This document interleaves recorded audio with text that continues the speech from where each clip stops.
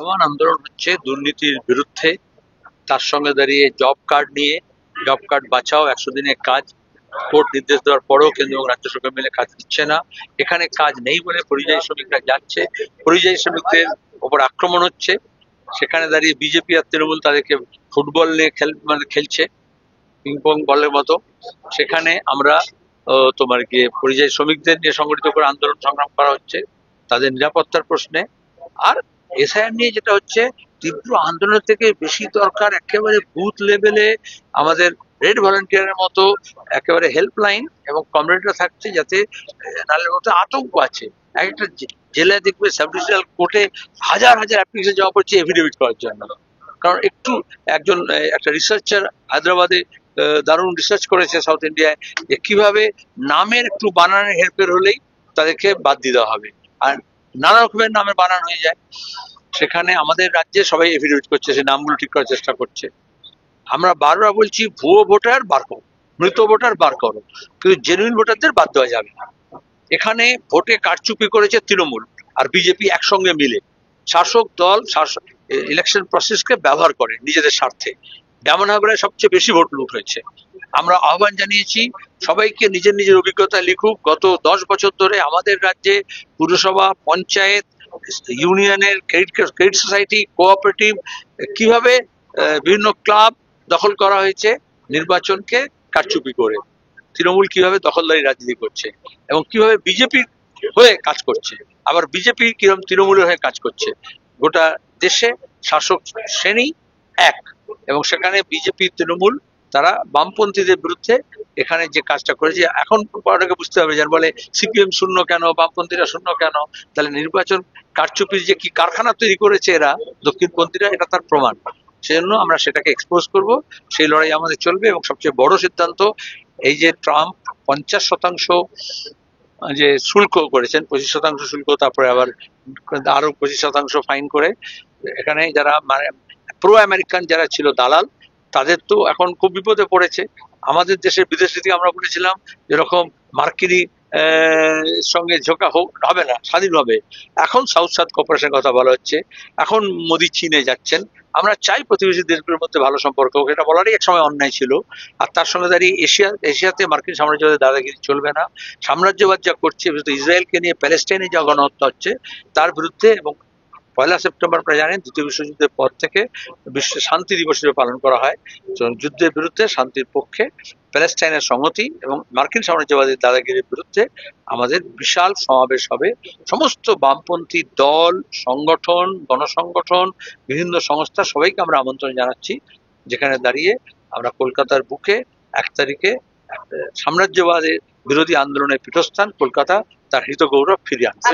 কালকে প্রধানমন্ত্রী আসছেন এবং তার 24 ঘন্টা আগে তিনি বলেছেন যে তৃণমূলের জমানায় সব ডিপ্রাইভ হয়েছে এবং সেই জায়গা থেকে বিজেপির জায়গায় মানুষ এজেন্ডা হলো উন্নয়ন, এবং সেই উন্নয়নে মানুষ বিশ্বাস করছে বলেই তিনি বারবার করে বাংলায় আসছেন। তিনি এক্সান্ডেল পোস্টে এখন যেই ভোট আসবে, তিনি গত 3টে ভোটের আগেই তিনি বারবার করে এসেছেন। শুধু পশ্চিমবঙ্গে নয়, বিহারেও গেছেন তিনি। পেহেলগাঁও ঘটনার পরে পেহেলগাঁও না গিয়ে বিহারে গেছেন নির্বাচনী প্রচারের জন্য, এটা সব আমরা জানি।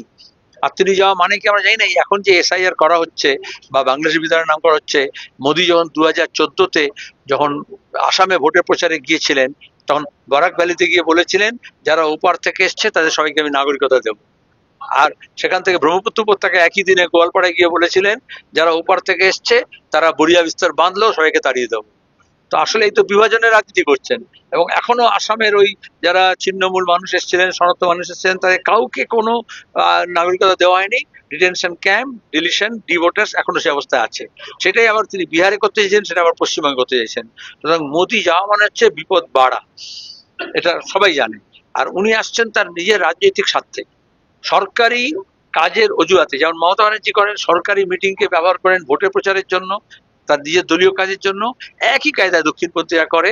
মোদিও সরকারি খরচায় সরকারি প্লেনে এসে সরকারি প্রকল্পের নাম করে আসলে তিনি রাজনৈতিক সমাবেশ করবেন, বক্তৃতা করবেন, তাতে ভবি ভুলবান নয়। আর তিনি যে উন্নয়নের কথা বলছেন, এটাও মনে রাখো কিসের উন্নয়ন। ইস্ট ওয়েস্ট মেট্রো 2009 সালে প্রণব মুখার্জি, বুদ্ধদেব ভট্টাচার্য, আমরা সবাই ছিলাম। আমি তখন এমপি, তখন অমিতাভ নন্দী এমপি, তখন সুধাংশু শীল এমপি। একমাত্র মমতা ব্যানার্জি ছাড়া এই গোটা যখন কলকাতাতে আশেপাশে সবাই বামপন্থী এমপি ছিল, তখনই এইসব প্রকল্পগুলো ওখানে সই করা হয়েছে, এগুলো আদায় করা হয়েছে, এগুলো ভিত্তিপ্রস্তর স্থাপন হয়েছে। তারপরে মমতা ব্যানার্জির বাধা দীর্ঘদিন এবং কেন্দ্রীয় সরকারের টাকা বরাদ্দে কঞ্জুসি, এবং ওটাকে এখন ভোটের আগে এই যে এয়ারপোর্ট মেট্রো কতদিন ধরে তৈরি হয়েছে বলতো, যারা বাইপাস দিয়ে যাও তারাই জানে, কিন্তু উদ্বোধন হচ্ছে না। এদিকে যানবাহনের অবস্থায় তটস্থ, লোকে বাস পাচ্ছে না, অপেক্ষা করছে। কিন্তু মোদি সময় দিচ্ছেন না বলে ইস্ট ওয়েস্ট মেট্রো, এই আন্ডারগ্রাউন্ড যেটা গঙ্গার নিচে যেটা হচ্ছে টানেল, ধর্মতলা থেকে হাওড়া, শিয়ালদা থেকে ধর্মতলা, আর হচ্ছে বাইপাসের মেট্রো, তারপর এয়ারপোর্ট নোয়াপাড়া মেট্রো, এগুলো উদ্বোধন হয়নি। কেন হয়নি? কারণ নির্বাচনী বক্তৃতা করবেন বলে। স্যার, কিছুক্ষণ আগে ডায়মন্ড হারবারের এসপি চেঞ্জ হল, কয়েকজন আইপিএস কে চেঞ্জ করা হয়েছে, তার মধ্যে ডায়মন্ড হারবারের এসপি হচ্ছে। যখনই ড্রাইভার নিয়ে এটা বলবে, তারা বুঝতে পারবে যে সবচেয়ে তোলাবাজ, সবচেয়ে অপদার্থ, সবচেয়ে লুটেরা কিন্তু ভাইপোর দালাল এমন অফিসারদেরকেই পোস্ট করা হয় ভোটের আগে। পরিষ্কার কথা, গোটা রাজ্য থেকে তুলে নিয়ে আসা হয় ডায়মন্ড হারবার মডেলের জন্য। এই নাম না বলেও তার কান দিয়ে আমি বলে দিতে পারি। নওশাদ সিদ্দিকীর সাথে যে ঘটনা ঘটেছে গতকাল থেকে এবং আজকেও যে ঘটনা ঘটলো, যে ব্যাংক ইয়েতে দেখা গেল, কোর্টে দেখা গেল, ওটা ধুন্ধুমার পরিস্থিতি হলো। আপনি বলছেন যে বিরোধী দল কোন রকম প্রতিবাদ করলে ইস্যু তো একই ছিল। উত্তরপ্রদেশ হোক আর পশ্চিমবঙ্গ হোক, মহারাষ্ট্র হোক, বিরোধী দলগুলো কোনো মিছিল, মিটিং, সভা করতে পারবে না। এটা একই ফর্মুলা। যোগী হোক, অমিত শাহ হোক দিল্লিতে, আর এখানে মমতা ব্যানার্জি হোক, একজন বিধায়ক হোক, একমাত্র বিরোধী বিধায়ক, তাকে দাঁড়িয়ে জমায়েত করতে দেওয়া হবে না, বক্তৃতা করতে দেওয়া হবে না। তার আগেই তাকে পুলিশ হেনস্থা করবে, তাকে আহত করেছে, তারপরে জেল দিয়েছে। আজকে যখন কোর্টে নিয়ে যাওয়া হয়েছে, আমরা আমাদের বামপন্থী মনোভাবাপন্ন যত উকিল আছে তাদেরকে বলেছিলাম আইনি সহায়তা আমরা সাধারণত দিই। আমরা সবসময় বলেছি, অভয়াকাণ্ডের সময় বলেছি, যত আন্দোলন করবে, আক্রমণ করবে ওরা, যত বেশি মানুষ নির্যাতিত হবে, তার পাশে বামপন্থীরা দাঁড়াবে। আমরা দাঁড়িয়েছি। আমরা এটা আমাদের ঘৃণা তোমার গিয়ে উগড়ে দিচ্ছি এই সরকারের প্রতি।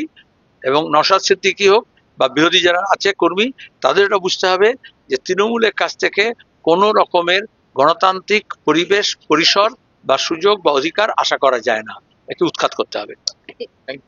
এক মিনিট